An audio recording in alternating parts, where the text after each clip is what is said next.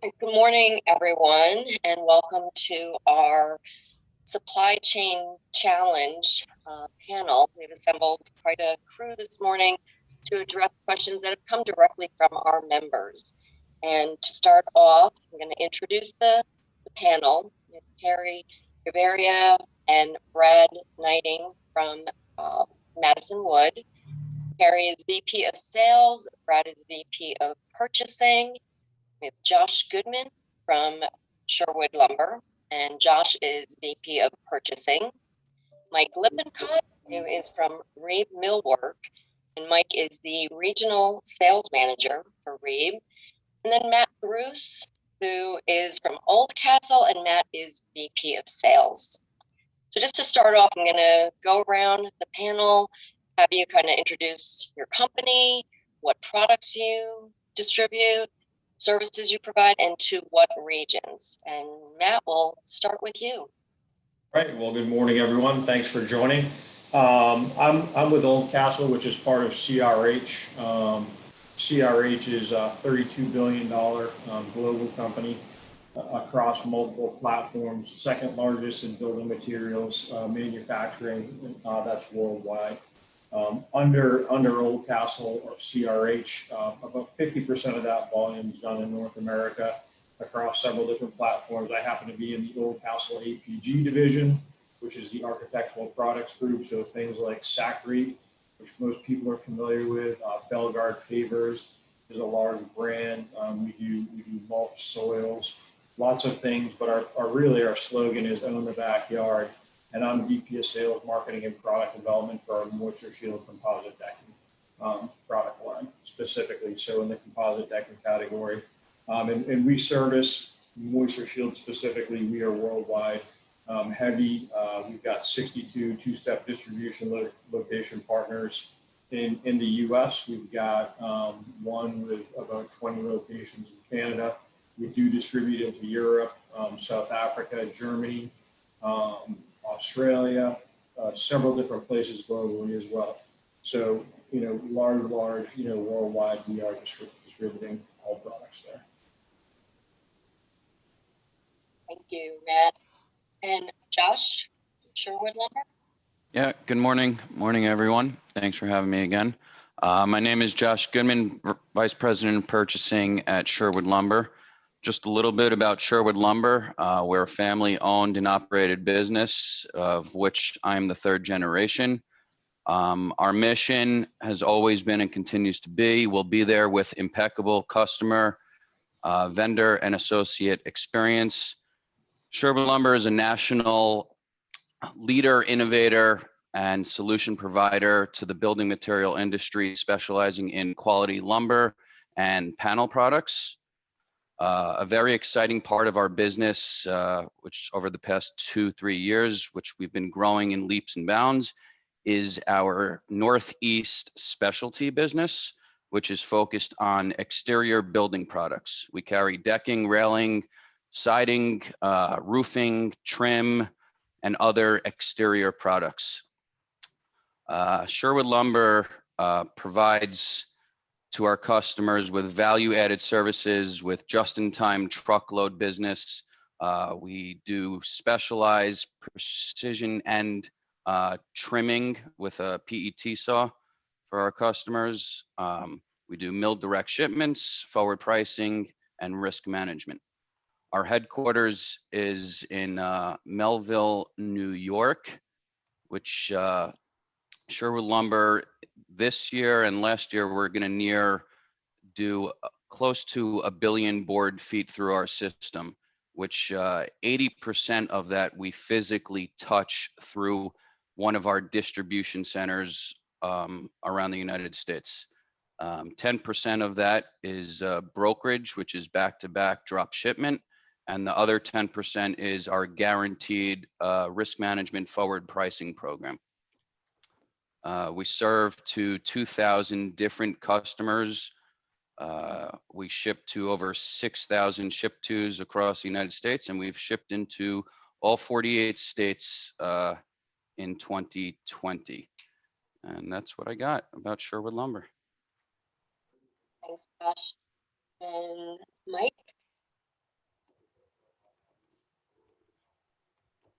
Let me get myself off mute.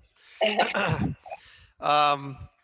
morning. My name is Mike Lippincott. I'm with REEB Millwork. REEB, simply put, is a door distributor.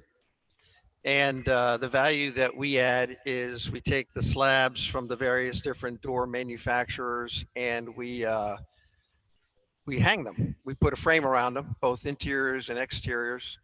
And that's kind of the value that we provide. 90% of our sales are pre-hung door units. And the other value add recently, and a growing portion of our business, is the growing percentage of fiberglass exterior doors that we sell pre-finished. So we're in the pre-finishing business as well. From a product portfolio standpoint, on the exterior side, our leading brands are Therma-Tru and Simpson. On the interior side, our leading brands are Steve's and Wood Grain. We also import a significant amount from Southern or South America, I should say. We're in the commercial business. We have a small hollow metal offering from Pioneer and commercial wood doors from Lambton. And then our non-door products are HB&G columns, FIPON, and to a lesser degree, shutters and hardware. Our geographic coverage, we've got 5 locations on the East Coast, and we cover from Maine to Georgia, and all of the New England states, the entire state of New York, the entire state of Pennsylvania. Then we kind of snake down the Shenandoah Valley, and we have recently pushed into Eastern Tennessee. We are privately owned. 2 families own REEB, and we currently have second generation family members in the business. And that's a snapshot of REEB. Great, thank you. And last but certainly not least, Kari and Brad from Madison Wood. Good morning, everybody, and thank you for joining us today. So Madison Wood serves as a treated lumber and agricultural fence post provider in the Northeast. We're located in Madison, Virginia. You'll see us in retail yards that are, well, independent retail yards that are from anywhere from North Carolina to Maine and as far west as Kentucky. We are also privately owned. There's about 5 families that own us, and we will soon in August have the 3rd generation joining us. That's about it. Great, thank you. I'll start off with you two talking about some of the current challenges in regards to supply chain issues and how Madison Wood is adapting and handling those challenges. Which one do you want to start with? There's about 25. There's high prices. I know every retailer out there knows that prices are insane. There's trucking shortages. Last year there was supply shortages. Well, now there's still supply shortages. There was chemical shortages last year. COVID being one of them with the restrictions that we have in the warehouse. And I think one of our biggest problems right now is there's a huge labor shortage for us. I'm sure that a lot of the retailers are seeing that as well. In Madison, Virginia, this is a very rural town. We don't have a lot to choose from. And it's extremely hard, even with our upped wages, to entice people to be out here doing manual labor. Unfortunately, a lot of our stuff is manual. We're very hands-on, and it takes a lot of manpower to make this operation run. As much as we're automating, there's still a lot to do. And with increased volume in sales, the demand is just relentless for these guys out here. So trucking shortages is another thing that I think we're dealing with right now on a mass level, where the trucks just aren't out there. It's not even about what to pay, because right now we'll pay just about anything to make something move for our customers. But the availability and the lack of options out there is tremendous. It's been really hard for us to make sure that we get, from an inbound perspective, that this material comes in, and also from an outbound perspective to make sure that we're within a lead time that makes sense for our customers. One of the things that Madison Wood, I think, has done a good job of during this insane market is we have been able to honor firm pricing at the time of sale. And we've been able to take orders on material that we know we can ship within a 3-week lead time. So we're very adamant about micromanaging our inventory and making sure that we communicate very clearly what we can and cannot do so that our customer turns to their customer and says what they can and cannot do. Without that relationship, you're setting someone up to fail. So that's been a very big positive, not change, but I guess pivot that we've made. I truly think out of all of this that our relationships are stronger than ever. We understand their business more now than we ever have. And so that's why these strides that we're taking to better ourselves and our business and us just from a professional view have been so important. Right, thank you. Matt, I don't know if you want to talk a little bit about, challenges at Oldcastle that's faced and how you're kind of, to use one of Kari's term, pivoting to address those challenges. Yeah, absolutely. I think, when you look at specific to the category that I'm responsible for under our umbrella at Moisture Shield in composite decking, I think it kind of goes without saying that category has really taken off.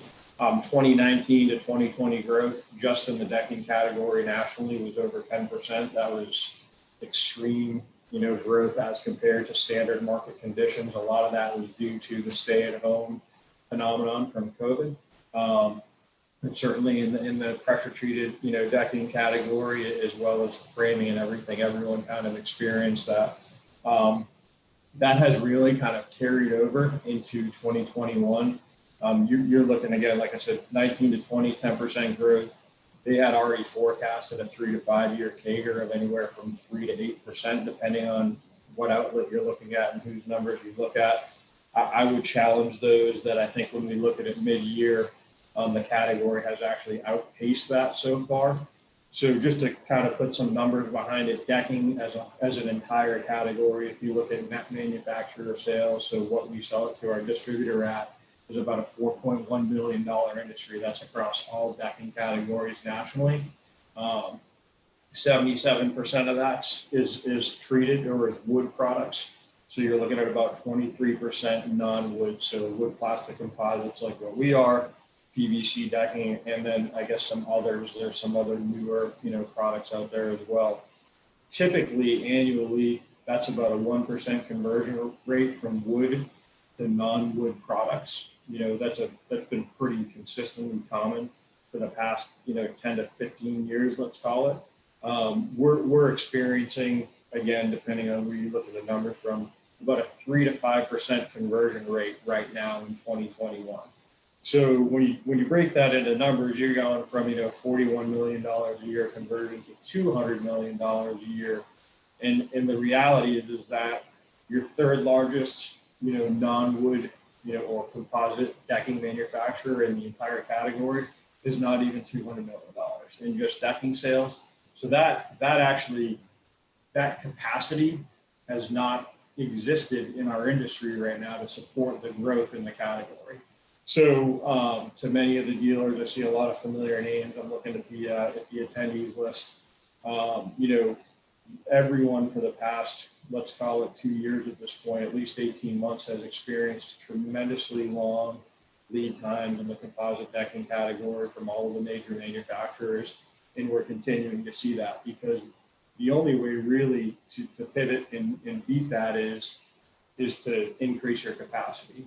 And unfortunately, just like in the lumber manufacturing side, you don't get extruders and plastic and blending and all of that, overnight. It takes a pretty long lead time, and everyone's trying to increase capacity.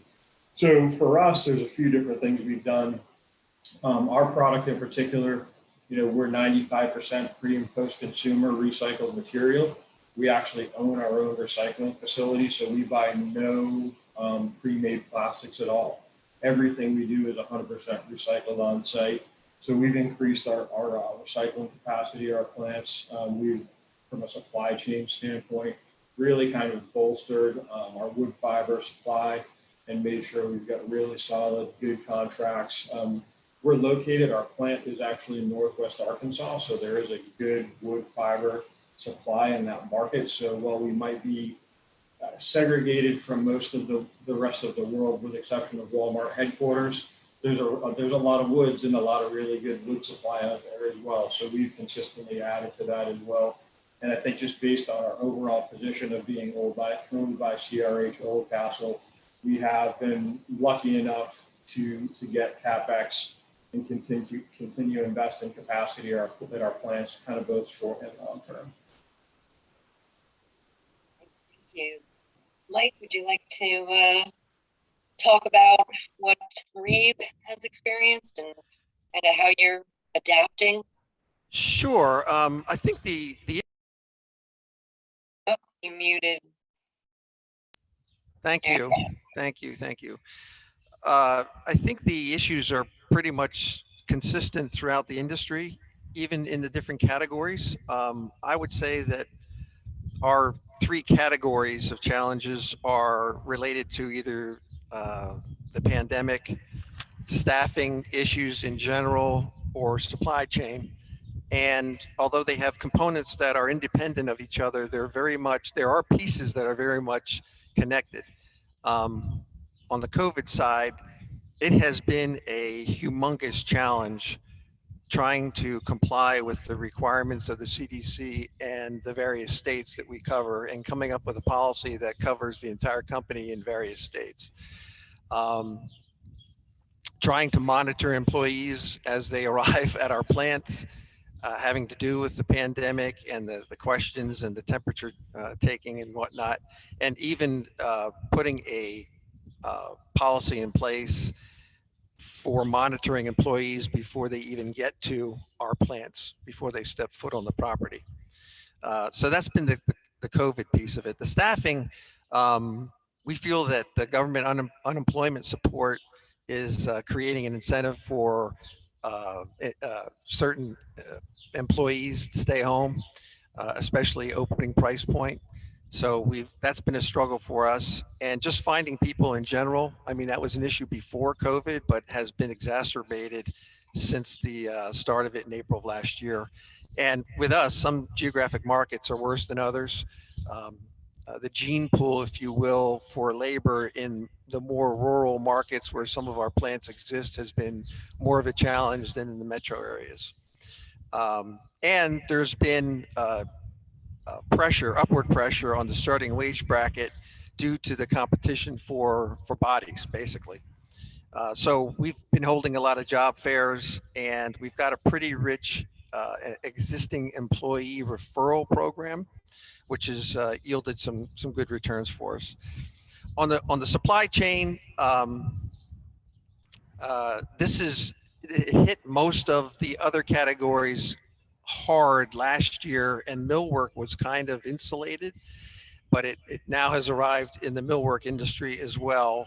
And it's very dynamic, and it seems like every week we're devising new tactics on whatever the new problem is. But managing inventory and promoting substitutions has been a big part of what we've been trying to do. So that's it. Thank you. Josh, do you have anything to add before I have you address the next Yes, question? absolutely. I mean, similar to what everyone has stated, I mean, there's been plenty of challenges throughout the last 12, 18 months.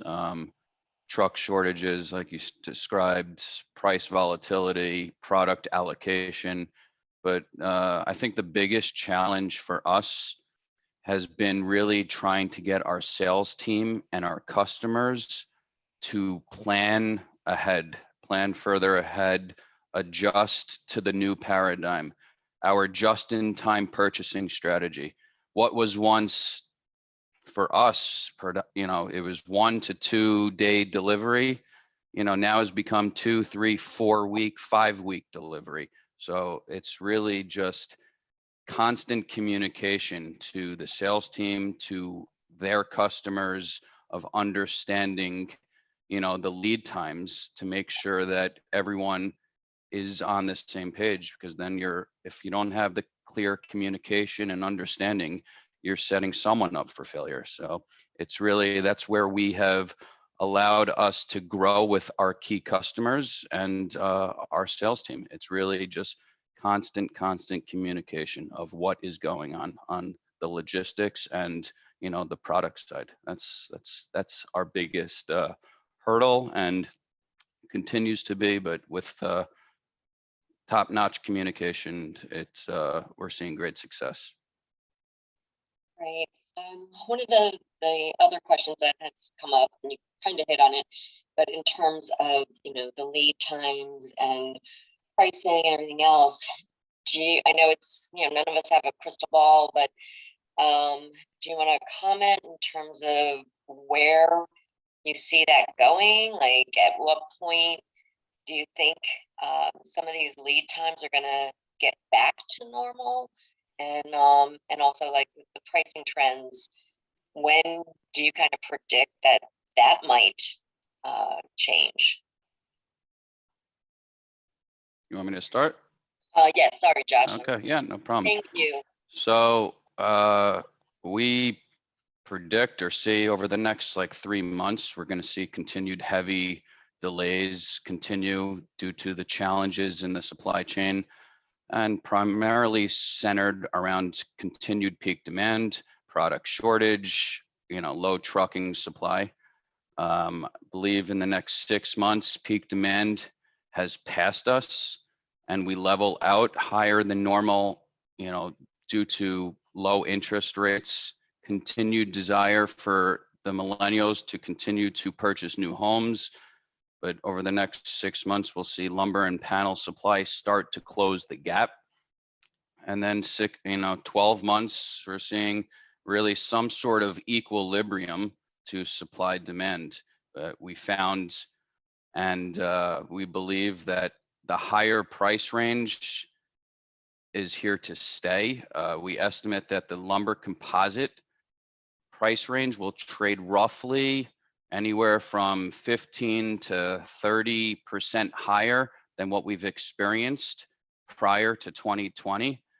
So as far as price, it's anyone's guess, but as supply demand come in equilibrium, you'll see price adjust and come sort of back to where, we were pre-pandemic, but we believe that that old price structure is behind us, and we're going to see a much higher low, going forward, that 30-40% higher than what was the old norm.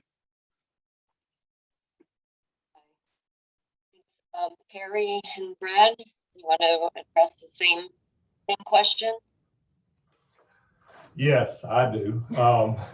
What I think, as far as, I had no idea in 2020 that we would ever see prices what we did. I've been doing this for 20 some years, and it was just unbelievable what we started with. And when we got to 2021, I'm like, this is just unbelievable. But looking at real estate and looking at things where people were moving out of the cities, looking for places to go, it wasn't anything but up. I mean, people were paying phenomenal price and still are. There were bidding wars for housing in our area and everybody else's, where when it comes on the market, I mean, you think you're going to get this, but you end up getting so much more. And with that being said, I don't see, as far as what's going on now, it is taking a lot of people out of the market of being able to buy a home right now because of the high prices, because of the bidding wars. Even though we have low interest rates, we still are looking at these first home buyers that aren't able to buy right now. And so things have started to go the other way, where we're not seeing as many people looking or doing because of this and waiting. And that's another thing that we're seeing down the road with people putting jobs off because it's too high, it's too much. We're hearing this from our retailers that, we're not getting as much business now because people are waiting and putting jobs off. How that's going to affect, I mean, I think that it's going to be a slow grind down because it's still so much out there that people are still wanting to do and still going forward. But I do believe that pricing will come back and down, and they're exactly what he said earlier about there's going to be a new low. and the new low is going to be definitely higher. And I do agree with that. I think one of the things that you have to focus on too is for an average home, it's like $36,000 more due to lumber and material costs. If you look at one thing that we always kind of look at, and we talk to our retailers a lot about, if you look at last year in 2020 at this time, if you look at a 2x4 2x4 were 520 per thousand on random links. They were about $4.16. They increased since then. They're now at $14.20 per thousand. They increased $7.20. They're at an increase of 173% more than they were this time last year. So I think that's something that you really have to consider with all the media attention that's going on right now around lumber. That's very influential to people. And hey, my deck on my house has needed to be done for 2 years. I'm in the industry. I know I'm not going to pay more than what it's worth, so I'm going to wait it out. But a lot of these people that aren't in the industry, they're starting to figure out, they're starting to link to the fact that this is too expensive, and they're just holding off that project. The other thing that'll be extremely influential is big box. So if you see big box continue to have supply, it won't push the demand out to these independent retail stores like they were used to last year. So I think we're seeing that a little bit where I know we had retailers coming from 4 different states at one time last year trying to find material. And I don't see them seeing the same demand that we saw last year in the urgency. I think people are a little bit more used to it. We've kind of figured out the system of how to get through it. So things are a little bit more calm. Okay, thank you. Mike, would you like to discuss what you see kind of coming down the road for REEB? Well, it's interesting. I asked our president, who's got a sense of humor, and I said, what do you think is going to happen for the rest of this year and for the next 18 months? And he said, good luck. If anyone really knows, they should sell the information for a lot of money and retire to an island somewhere. But no, we think it's going to continue to be tight in our end of the business in our categories. And we don't think there's going to be any price relief this year. In fact, we are anticipating at least one more price increase in the second half of this year. And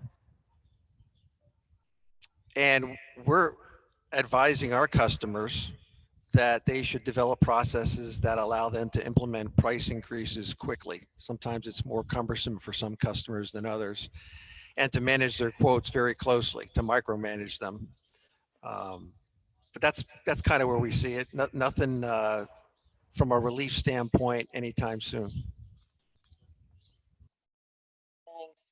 And Matt, same question, and how old was you? So Kari, since wood's so high, if you want to talk composite decking for that deck, just give me a buzz after this. No problem whatsoever.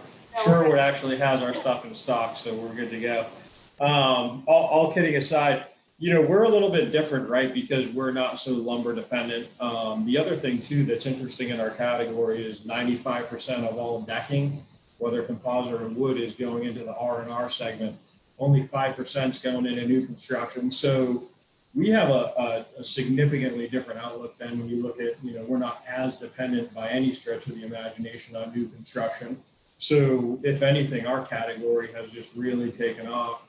And from a long-term perspective, all outlooks, and quite frankly, my personal opinion is that people are going to continue to invest in their home, right? Whether they're not buying a new home, they're going to invest in their outdoor living space. If they are buying a new home, most new homes don't have decks. It's something that's being added on. And quite frankly, the attachment rate to new construction housing for decks is actually getting lower because people want more elaborate outdoor living spaces, and the national home builders aren't really set up to do that type of big project and really custom type projects. So a lot of that's an after the fact addition. But when you look at, upwards pricing pressure, I can tell you from where we sit, certainly we've had upward pricing pressure, whether it's wood fiber, plastic supply, because of the, so much demand in the market. However, we don't have significant swings like a random lengths or the wood supply does. So while we have upward pricing pressure and you see price increases, it doesn't fluctuate as much. It typically just goes up and it stays up, right? It won't go back down. But I talked about that conversion rate from going from 1% to 5%, depending on the market. Realistically, the upwards pricing pressure in lumber, when you talk about going from 400 per thousand or 520 up to 1400 per thousand, the gap between wood plastic composites or wood alternatives and wood has closed significantly. And that's really driven that much higher conversion rate nationally. Nationally, New England, this is NRLA, right? New England is the Northeast is the only market in the entire country where wood alternatives outsell wood in the decking category. But again, because of this upwards pricing pressure on wood, we're seeing that gap close in a lot of the major markets pertaining to decking. Lead time, again, I said, there's significant demand. I don't see this category really getting out of that kind of mid to high percentage growth rate for the next 2 to 5 years, realistically, because I think the new normal is going to be at home. People are going to work more from home. Things are really going to change worldwide. So from a lead time perspective, it's really just going to be investment industry wide, not just us, but all people in our category investing in capacity to be able to supply, that demand. And you can open up any one of the major, news outlets specific to our industry, and it seems like every, 60 or 90 days, there's an article about someone investing X $100 million into capacity in a plant, opening up a new plant on the West Coast, here or there. So I know from putting in CapEx requests and dealing with the vendors that make the equipment that we need to expand our capacity, that those lead times have gotten longer. So you just have to be ahead of the curve and constantly proactively looking at investing into your facilities to make sure you've got more capacity to support that. So I think industry-wide, that's going to happen. And then price trend. I think Mike made a really good point right there. I've been in I was an owner operator of a retail lumberyard for the large majority of my lifetime, 4-generation retail lumberyard. So I know the dealer side very, very well. I've been in the manufacturing side since 2012, but I can tell you, both being on the manufacturing side and the retail side, this is the first time in history I've ever seen a lot of products do price increases. The letter comes out on Friday and it's going up that same day, or it's going up on Monday. So in the wood category, there's been, hey, random length sprints, that's your number, right? That's people are used to that. But in the specialty products, typically it's been a price increase with a 30, 60, 90-day lead time, giving you some leeway to prepare for that. And that has gone by the wayside. So at the dealer and the distribution level, that's probably not a great trend, right? Because there's no way to really account for that. You've got what you've got on the ground, and your new inventory replacement cost is going to go up instantly.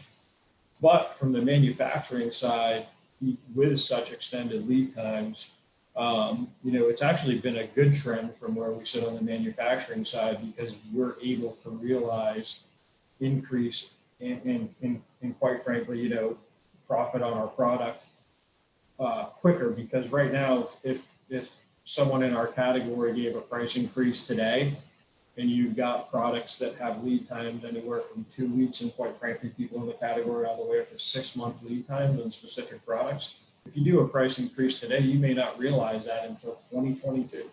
So, a price increase from a tool perspective where we sit, it needs to be something that we can execute at a faster rate, because the realization of that is not going to be something like wood, where it's, just a weekly or a daily trend adjustment. So, long term, again, I think you're going to continue to see investment in the category.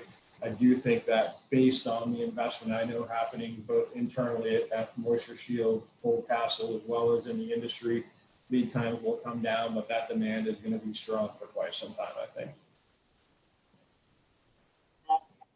So Kari and Brad, for the next question, what are some factors that you see that could slow or stop some of these trends that we're currently experiencing? Well, One would be availability of transportation. I mean, you're waiting for 2-3 weeks for lumber to be picked up at these mills, wood's ready and just sitting there. If we could ever get some of these guys back to work, that the government has given these incentives to stay at home, but get these guys back working and being able to get more people in the working industry, that would definitely help change the dynamics right now. From a sales perspective too, I think it's really going to be so demand based. You know, like I said earlier, a lot of our independent retailers go against big box in their local areas. If you don't see the same demand, or if you see that tailor off at any point due to pricing, it could alleviate some pressure on the market and allow people to catch up. But the problem is it has to stay off for an extended period of time to allow people to actually catch up. So 2 weeks is not a break for us. It's gotta be extended for us to be able to get our faces above the water, because right now it's just our nose. Thank you, Kari and Brad. Josh, same question. What kind of, what factors you see that really Yeah, could- similar to what Kari said. Great question. So a few factors that we see or think that could alleviate, the supply prices are continued higher prices. Lack of product and labor causes demand to slow down. The potential increase in interest rates, if that ever happens. Similar to what was just said, trucking capacity, if that frees up and inventory that is committed on order delivers quicker to the retailers than anticipated, that will, free up and, like you said, give more time to try and catch up. And last but not least, home affordability. I don't know what the number is, but as we continue to trend higher, home affordability is going to be a key factor of going forward. Thanks, Josh. Mike and Matt, anything to add to that in terms of how you see there's indicating? Yeah, we're seeing with some raw material manufacturers what we're calling COVID hangover. They are still having some spikes, and it's causing them issues to make and ship products. And these staffing issues hits production and logistics. And we're seeing some of that affect the flow of product, which will affect how the market goes.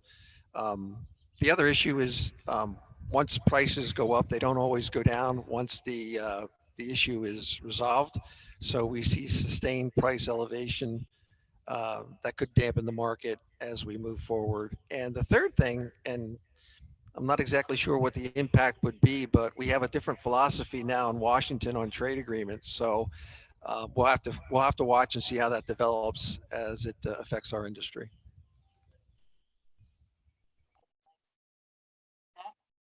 Yeah, a lot of the boxes got checked, I think, from similar issues. I would just say, again, specific to us in our category, again, talking about conversion rate, as lumber prices specifically and wood prices start to level off and come down, that will slow that conversion rate, right, to alternative products for sure. So again, right now that ceiling's kind of really high. From a competing wood versus non-wood products, we've got a good advantage there because it's so tight. As lumber prices come back off, that conversion will slow. That'll certainly, have an effect on it for sure. But overall, I do think, again, because we're so not tied to new construction housing, I think as new construction slows down, we're still going to be positioned very well. So there still will be quite a bit of demand for some time. So we feel very well positioned in that respect, but getting product out the door, finding trucks to put it on, is still such a challenge. We're in a state with under 4% unemployment, so finding people to work those lines as you increase your capacity is just a major challenge. I'd like to open it up for questions from the attendees. So anyone who wants to type in the chat feature, any questions, I'm sure there's a lot out there. So feel free to type in chat, and if you're asking it of a particular panelist, let me know that as well, or if it's just to the entire panel.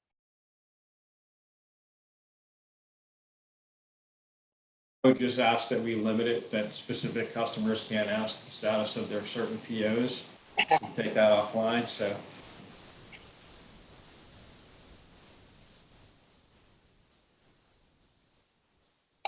Philip, I don't know, and we have a full room of people out in New Jersey, right? Pennsville, New Jersey. So if any of you folks in that room have questions, let Philip know and he'll type it into the chat box.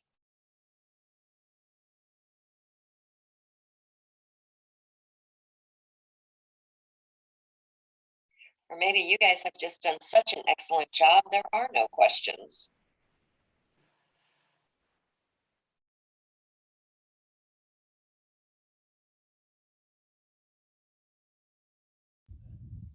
We've got one coming in now. Hold on.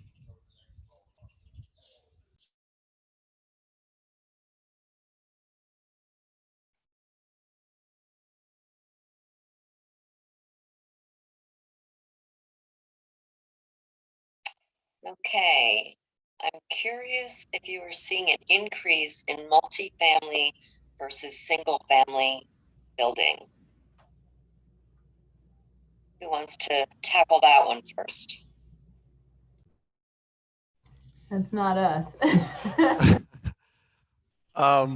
I can say that the trend a couple of years ago was multi-family housing around train stations where they could, young millennials could commute into the urban areas. And now we're seeing a mass exodus from those urban areas, and we are seeing multi-residence projects going on, but now they are more rural in nature as far as the geography goes.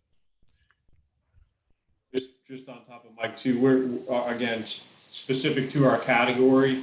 85% of what we sell is going into single family, only 15% multi. So an uptick in single family housing or projects per se is certainly benefiting us. But I think even more specific to our category, the size of the project has increased exponentially. You're looking at a 20+% increase in project size when people are doing outdoor living space. So for us, an uptick in single family projects per se and housing has been a significant benefit. And I think it's going to continue to skew that direction as well. You might see the average size home start to scale back, on average nationally, but I think it is going to continue to trend towards single family housing based on kind of everything we've been through and people kind of setting up for the long term. Josh, looks like there's a question. I'll just reply on that multifamily, single family. Really what we're seeing on the multifamily is a lot of multifamily has been delayed. However, our forward pricing, our guaranteed forward pricing program, which is focused on the multifamily, has been the largest quoting and projects that we're seeing. So it is being delayed, but there's so much pent up demand. So it's being pushed back to Q3, Q4, or even Q1 and Q2 of next year. So that's what we're seeing. Thanks. We had a question about why do you think the price would be 15 to 30% higher? What is the baseline?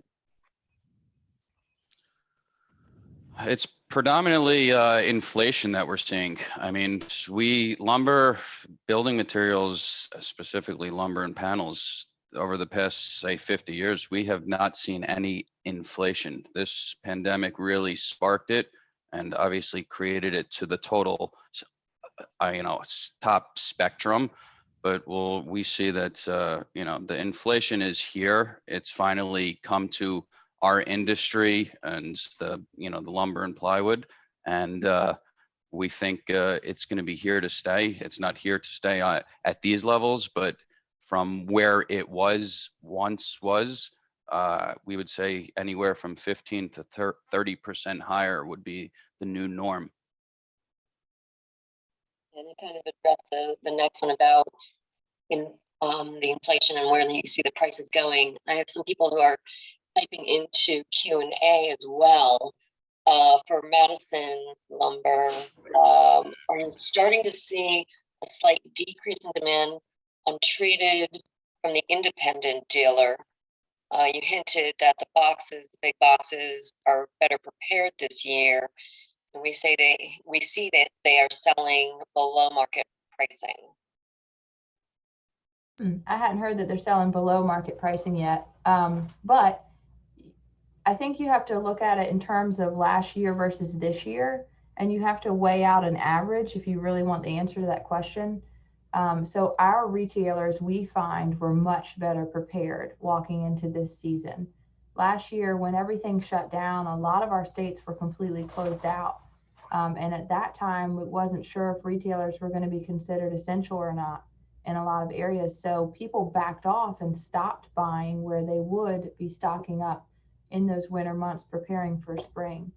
And instead, this year, because they were able to do that and they knew a demand was coming in the spring, they prepared a lot better. So we had significantly increased sales from January to April. And then now in May, we're starting to see that balance back out and level back out as people aren't pulling through product as much. The other thing is, because of last year with supply chain issues, I think people learned to not just sell everything they could at a bottom dollar price. They're raising their own margins, and they are making sure that they can take care of their top contractors by not just selling out of material. Right now with trucking shortages, our guys are seeing anywhere from a 2 to a 3 week lead time. So they have to prepare for that, and they're buying. I just think overall they're set up a lot better to be able to handle that circumstance, where last year was a very big learning curve. Thanks, Kari. It looks like there's a question directed to you in regards to millwork. When do you suspect that interior and exterior door, slab, and gem supply return to pre-COVID levels of availability? And any insight is appreciated.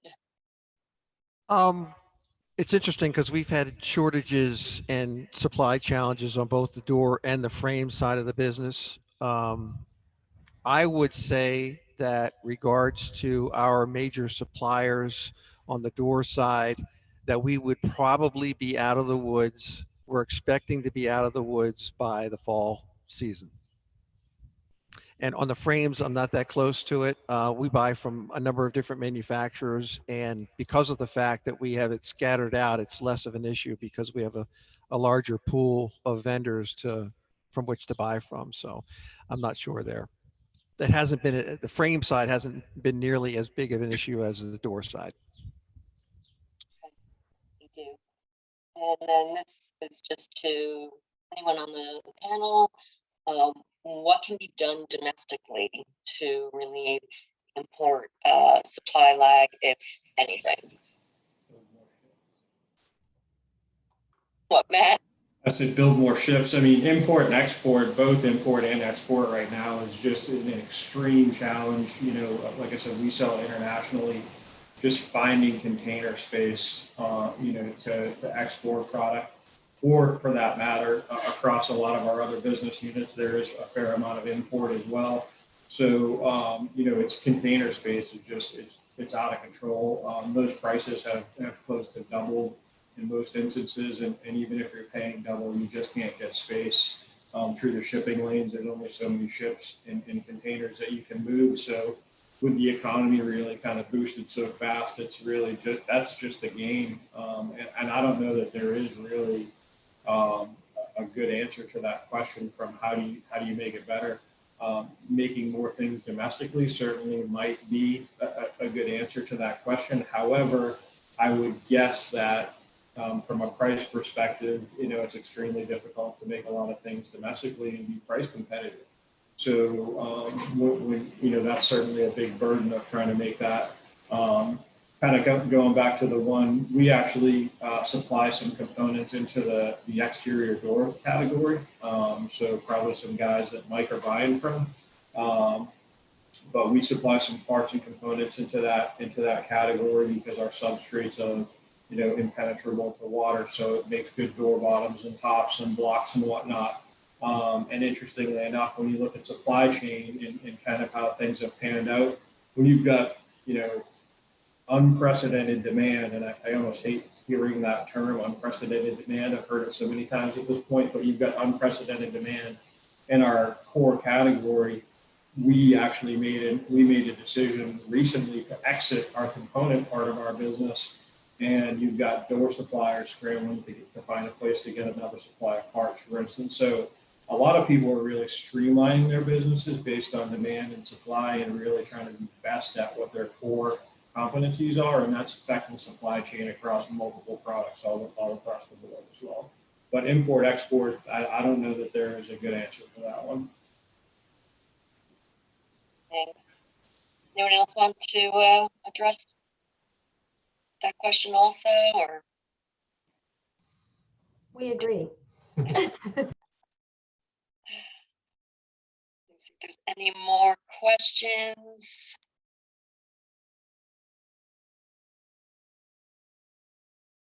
Give you guys another second to type into chat if you have a question for the panel. Let's see, I think one more just popped up.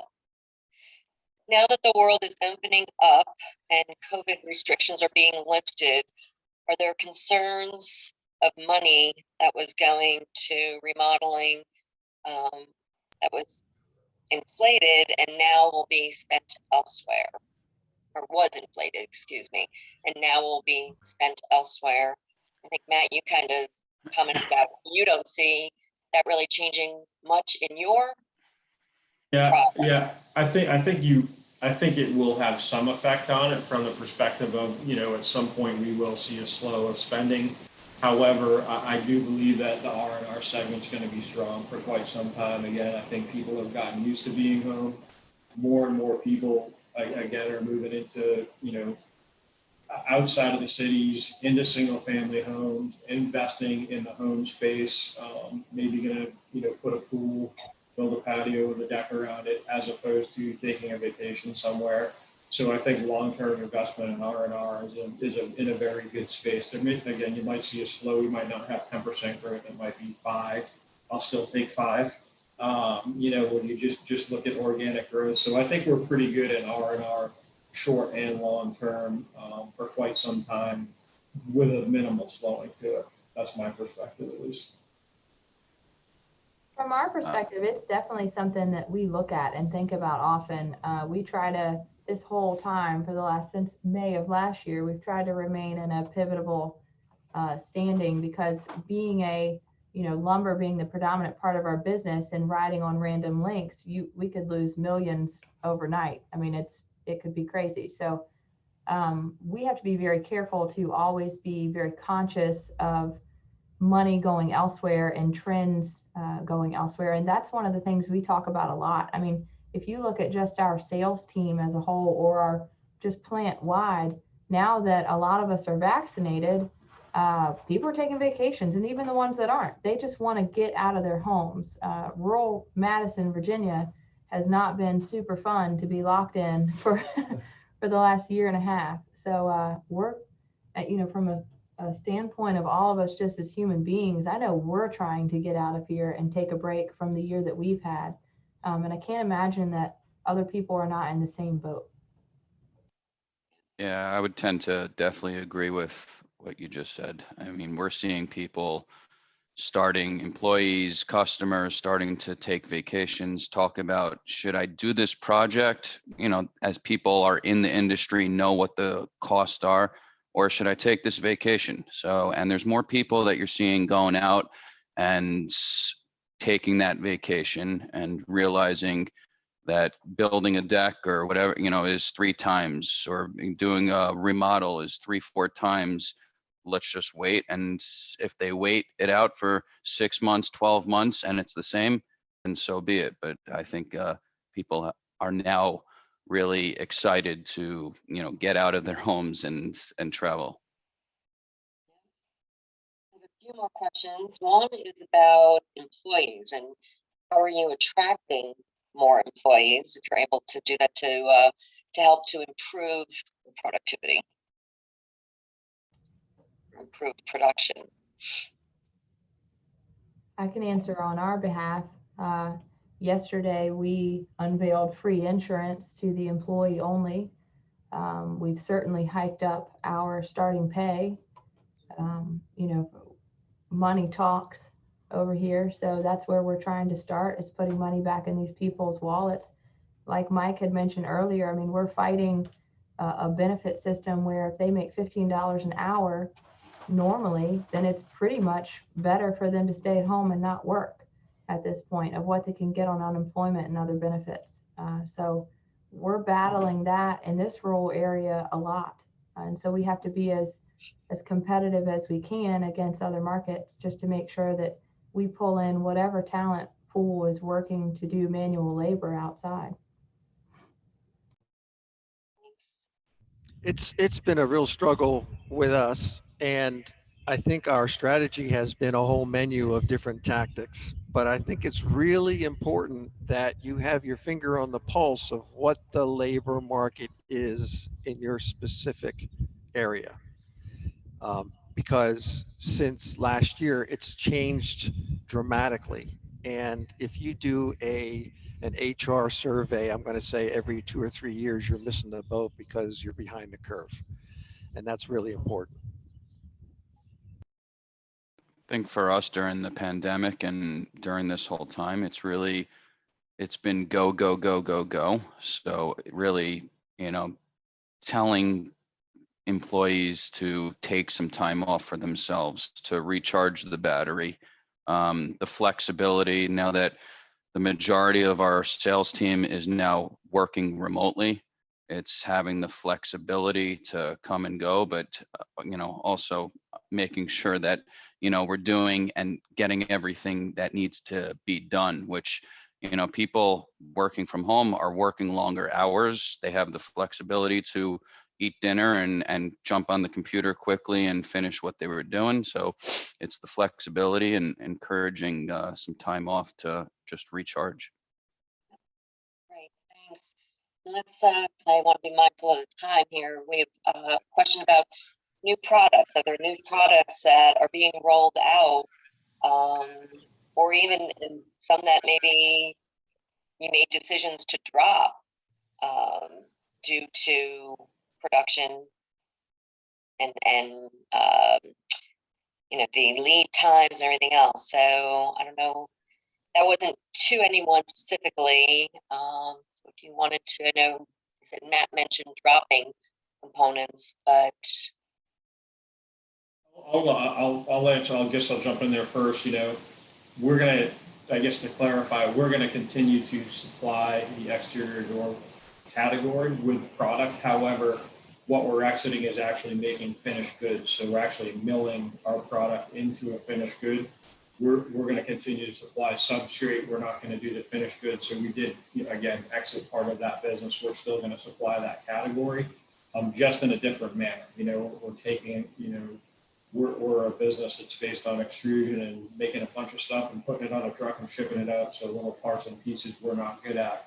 The substrate, however, will support the business. But yeah, I mean, you have to assess your product mix. You know, if you look at Kari and you look at Josh, I know, you know, Sherwood is a customer. They distribute our product in the Northeast. And, you know, traditionally that business has been a commodity business, and they've invested heavily in the past 24 months into getting into specialty building materials too, to kind of, to breadth of product in their portfolio. So we see on the distribution side, certainly people taking a look at what they offer, and either adding or subtracting product. I think them better diversify themselves for what the future state's going to look like, because you can be way too narrow and just so hyper-focused in one category that you can't serve, that you take a big hit. So if you spread that out across multiple product categories, you better position yourself.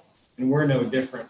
We look at, railing, residual products in the decking category, supplying, what we call a blank made out of our substrate to people in the exterior door business, or other categories. All kinds of things, RV, et cetera. So diversification certainly helps put you in a better position to take blows, because you're not so heavily dedicated to one thing. So I think you just have to constantly assess that as a good business practice, right? So we will be adding products. I think the other thing too, when you look at Oldcastle CRH as a parent company, they're heavily invested in cementatious products. So we do aggregate, pavement, pavers, saccharine concrete, all these different things, right? But I can tell you philosophically, as we look at our portfolio as a global business, and 32 billion is not enough. Someone else wants us to grow more. We've got shareholders, right? So we will look at diversification by acquisition as well. Are there products that can fit our distribution model, or how our distribution channel, the two-step in particular in the US, that we can sell alongside composite decking that will help our distribution channel, so they can offer more products, they can put more products on their truck, because it's all about keeping that truck out, right? And making sure they're sending full trucks of jobs. And also at the dealer level, the folks who are on this call right now, right? If you can get more products from one supplier, you're significantly more efficient. It makes a deeper, better partnership, and it gives leverage to everyone in that channel to be able to work together and kind of be more invested in those partnerships as well. Great, thank you. And we are just at 10 o'clock, so I just want to thank all of you for agreeing to be on the panel. You provided some great information to our members, and thank all the attendees who joined us today, and just enjoy the rest of your days. So take care. Thank you again. Thank you. Thanks, Aaron.